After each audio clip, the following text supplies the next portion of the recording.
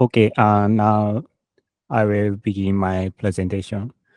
Here is the agenda. Like the other top teams, I didn't use a machine learning based approach, so I have omitted the sections on feature selection and training methods. So I'll start with my background. I work as an NLP engineer in Japan. I think there are two aspects of my experience that were helpful in this competition. The first is my NLP work experience, especially my hands-on experience in pre-processing large-scale text data was helpful. For example, counting word frequencies, removing stop words, eliminating noisy words, and so on.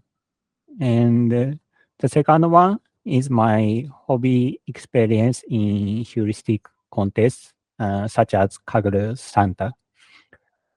In this competition, heuristic approaches were much stronger. So this experience was beneficial. So I'll explain my solution summary. Here is an example of a query. I used only and or operators, and additionally, and operator is implied and therefore omitted. More specifically, the query is structured by connecting subqueries with or. The example query consists of 4 subqueries, and the first 2 subqueries sharing TI composition to save the number of tokens. For validation and query generation, I used a custom solver implemented in C++. Next, I'll explain my query generation process. This has 2 phases, and first phase is generate subquery candidates. There are 2 types of subqueries: n-short subqueries and conjunctive subqueries. N-short subqueries is a subquery that matches to a specific single patent. For example, TI Magalic match only US 20 something A1 because it is the only patent containing Magalic in the title. And conjunctive subqueries is a subquery that matches multiple target patents and few or zero negative patents. For example, AB Compute and CLM Atomic and DTD EDBAC matches 3 target patents of US something B2.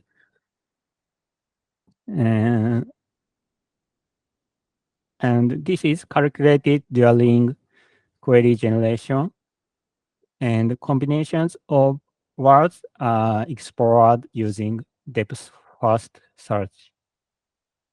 Once subqueries are generated, the combinations of subqueries to be used in the final query is explored using beam search. The expected value of AP at 50 was used as the evaluation metric. So my final submission score is 0.949, and in my local experiment, 6% of the queries were perfect. That matched only the 50 target patents out of all patents. And the graph shows the frequency for each expected value of AP at 50, and that I calculated locally. Um, while there are some minor discrepancies, it should mostly align with the competition metrics. As you can see, the expected value exceeded zero point 0.9 for most of the queries. And, and at the end of the summary, I would like to explain the pre-processing steps that contributed to the score improvement.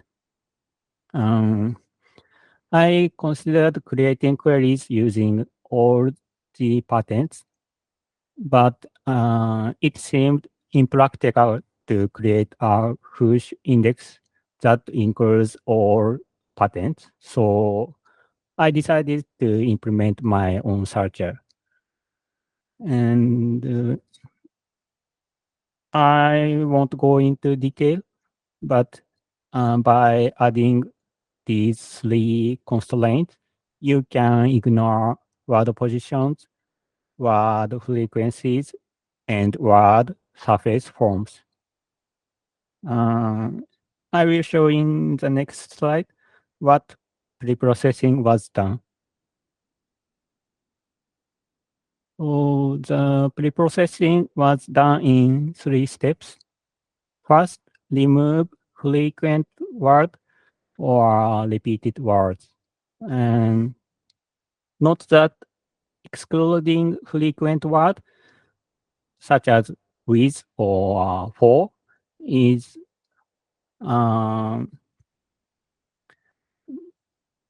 not sorry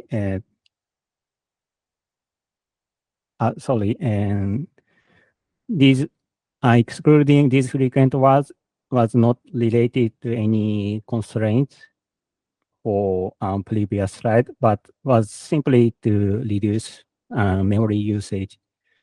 Next, I created word patent cross mapping. For example, word to patent mapping, the word image is included in both patents, so the list has 2 patents.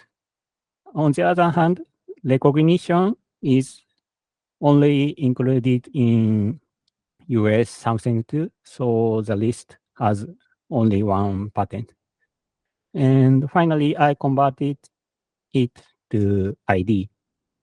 So with by performing this preprocessing, the original 120 gigabytes of data was reduced to 5 gigabytes and significantly improved both processing speed and memory efficiency. So next, I will introduce some findings. In the next 3 slides, I will share the results of investigating the impact of negative patterns matching the query. First, I confirmed that the order of patterns matched by the query affects the score. For example, in this case, whether the negative patent appears first or last affects the score significantly. And so I considered to control the order, but since the test index is unknown, I can't find a way to control the order of matching patterns. Thus, I decided to focus on reducing the number of negative patterns that match the query. And next, I examined the impact on the score when one more negative patent matches the query. There are two key findings from this graph. With the same number of target patents, each additional negative lowers the expected score by 0.02.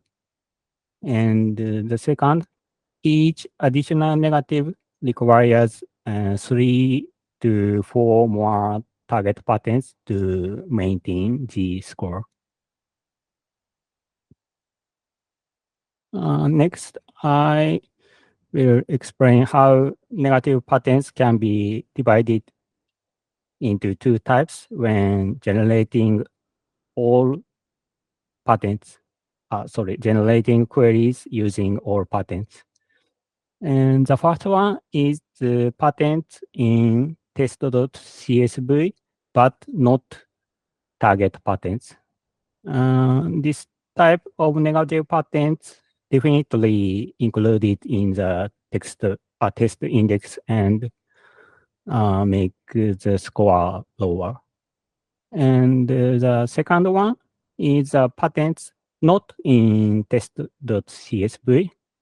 And this type I call potential negative, may be included or may not be included in the test index.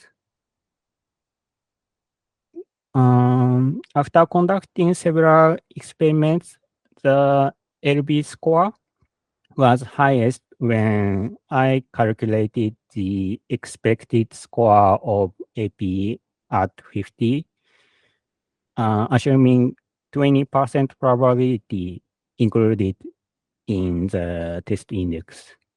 When assuming they are included uniformly at random, the probability seems to be less than 1%. So I'm not sure why the score was highest when assuming 20%. And next, I would like to introduce examples of perfect queries. So the first one is the query I showed in the summary, and it had the fewest tokens in my local experiment.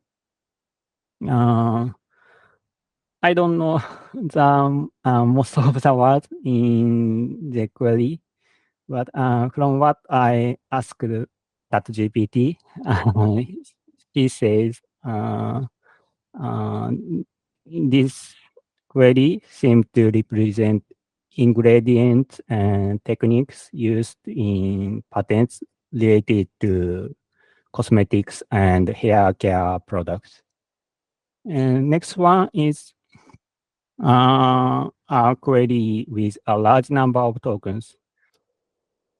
This one seems to focus on technologies related to high performance computing and distributed systems. And the assigning was shared across 5 subqueries and was like addback and all residues appeared multiple times. So I think that these words were key in characterizing the target patterns. And finally, I will introduce how to create a simple model. I think the easiest approach is adjusting the frequency threshold of words targeted by the conjunctive subquery. The first row shows the result of the final solution I submitted. I used all CPC calls titled with a frequency below 400,000 and so on. And the second row shows the result when the frequency threshold was lowered. A score 0.915 corresponds to ninth place, and it should be a better score than other teams that didn't use any magic. So, and that's all. Thank you for your time.